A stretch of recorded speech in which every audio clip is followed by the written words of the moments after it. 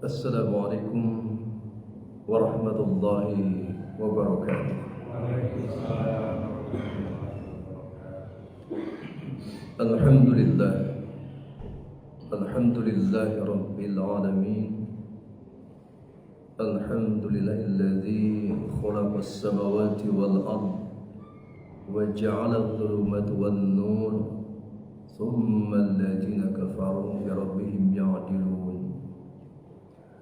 أشهد أن لا إله إلا الله وحده لا شريك له وأشهد أن محمدا عبده ورسوله اللهم صل وسلم وبارك على سيدنا محمد وعلى آله وصحبه أجمعين أما بعد فقد قال الله تعالى في القرآن الكريم أعوذ بالله من الشيطان الرجيم بسم الله الرحمن الرحيم إن إبراهيم كان أمة قانتا لله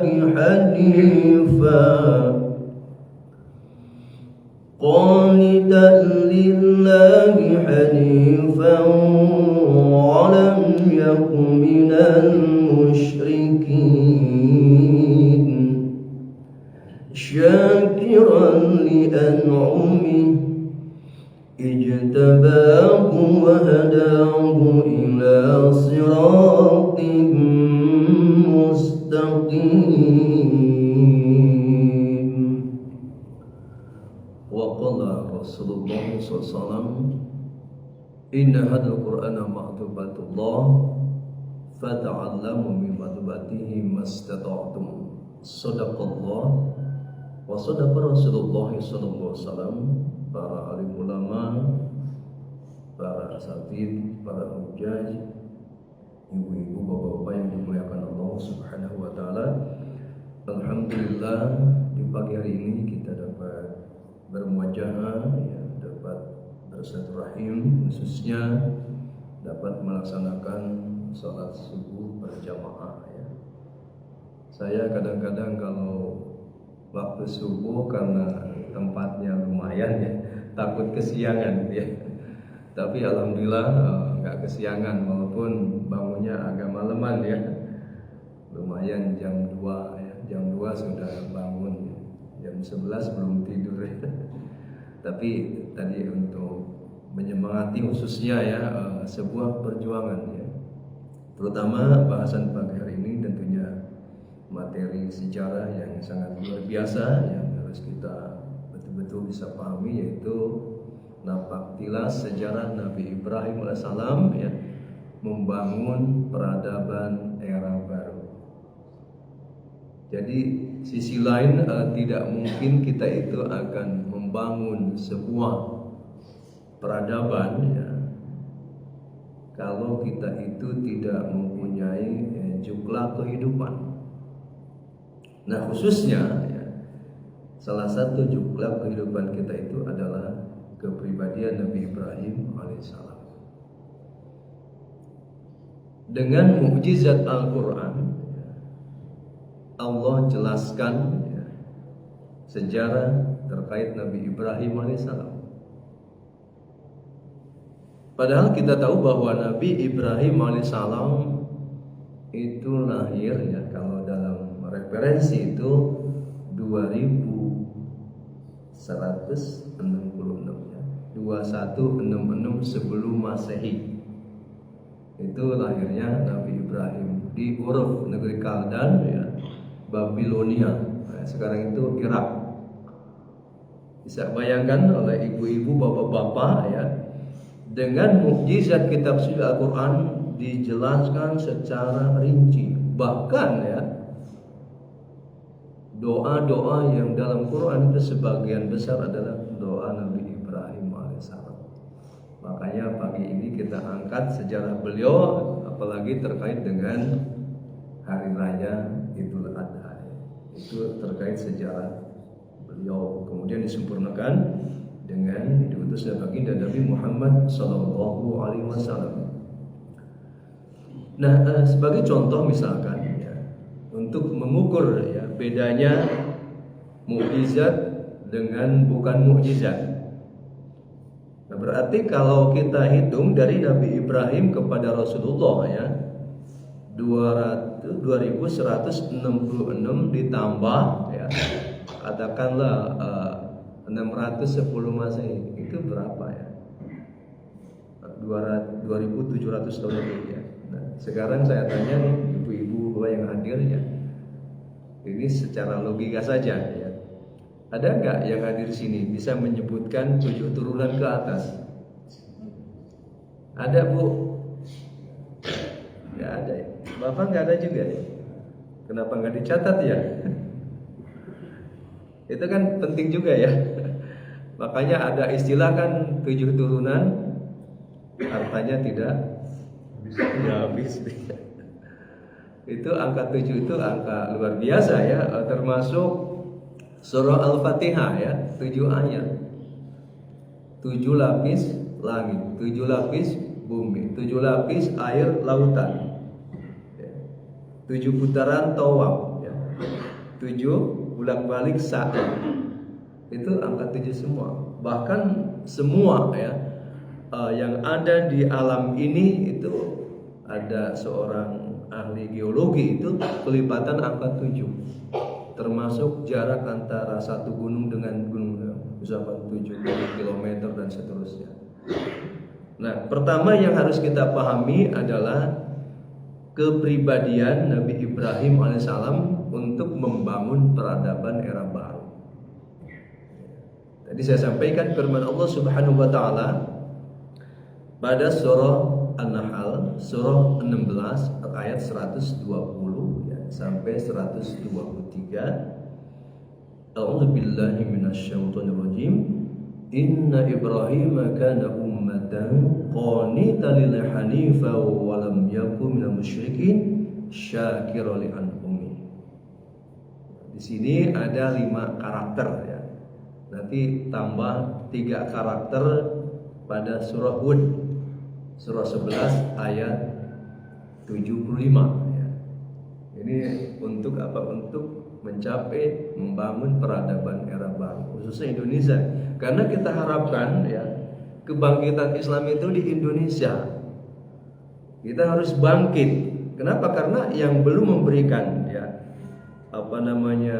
solusi-solusi terhadap dunia Islam adalah Indonesia. Yang lain sudah ya. Termasuk Mesir, Baghdad, Iran ya. Semua memberikan kontribusi terhadap kebangkitan Islam. Yang belum Indonesia. Apalagi dicanangkan ya 2045 itu Indonesia akan menjadi negara emas nomor 1 di dunia ya. Apabillanya banyak banget gitu ya. Nah, kalau apabillanya enggak diisi ya susah juga ya. Nah, yang pertama di sini Inna Ibrahim kana ummah. Sesungguhnya Nabi Ibrahim adalah sosok ummah, pemimpin yang menjadi teladan, pemimpin yang menjadi contoh. Ini pertama. Kedua, Nabi Ibrahim itu qanitan lillah, tunduk, patuh, taat kepada Allah Subhanahu wa taala. Nah, ketiga, hanifah, cenderung kepada kebenaran. Yang keempat, walam yakun minal musyrikin, tidak pernah menyekutukan Allah ya, walaupun hidup di kalangan para penyembah berhala ya. Kemudian syakirul li an'umi ya, banyak bersyukur kepada Allah. Nah, ini 5 karakter Nabi Ibrahim harus kita pelajari, harus kita pahami, kemudian semampu kita cocokkan masuk melebur kepada ayat ini. Kenapa? Tawarannya dari Allah itu sangat luar biasa ya. Ijtabahu wa hadahu ila siratal mustaqim. Maka Allah akan memilih ya.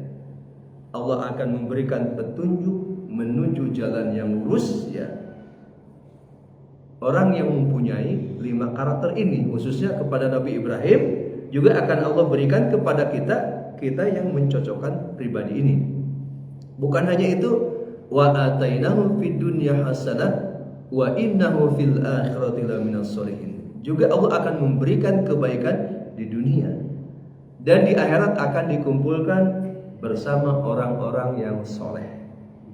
Ini unik ya, ini jaminan buat kita semua. Nah, di sini kita pentingnya untuk banyak belajar ya. Khususnya tadi napaktilah sejarah Nabi Ibrahim alaihissalam. Nah, yang pertama kita uraikan sedikit ya.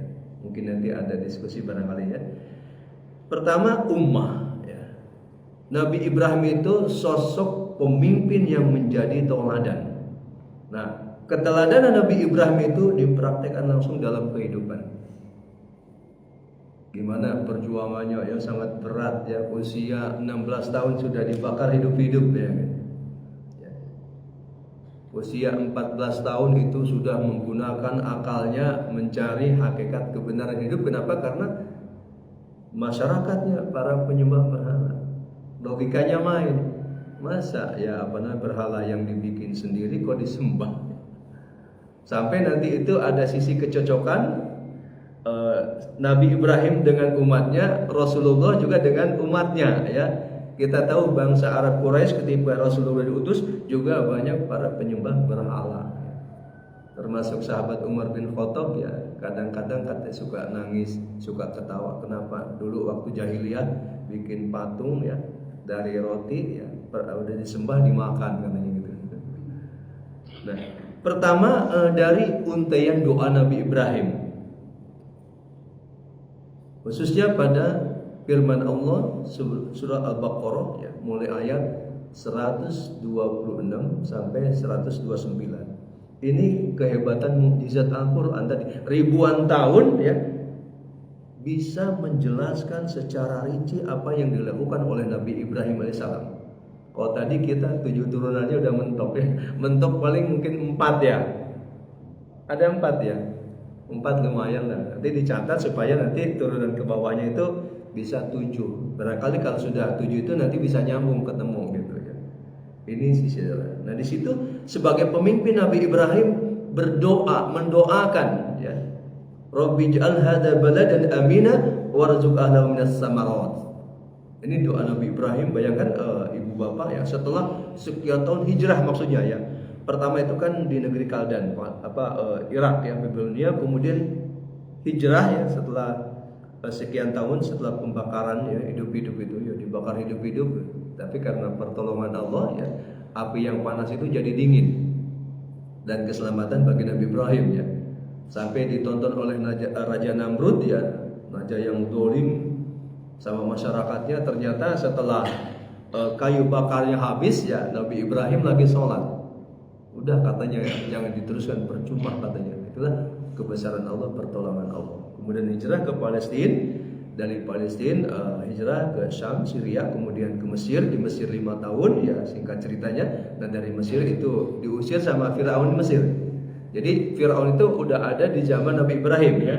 Itu gelar ya, Firaun. Juga sama ya, cuma bedanya itu tidak separah ya Firaun yang di zaman Nabi Musa.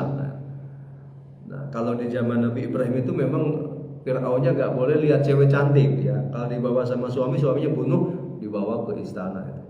Parah juga ya. Nah, karena tadi Nabi Ibrahim dengan Siti Sarah waktu itu ditemani sama keponakannya yang kemudian jadi Nabi Lut ya. Itu bertiga ke Mesir itu. 5 tahun sukses, terakhir diusir ya. Setelah Siti Sarah dibawa ke istana ya. Ketika didekati sama Firaunnya kejang-kejang ya, sampai menyerah. Tadinya itu mau berbuat macam-macam gitu.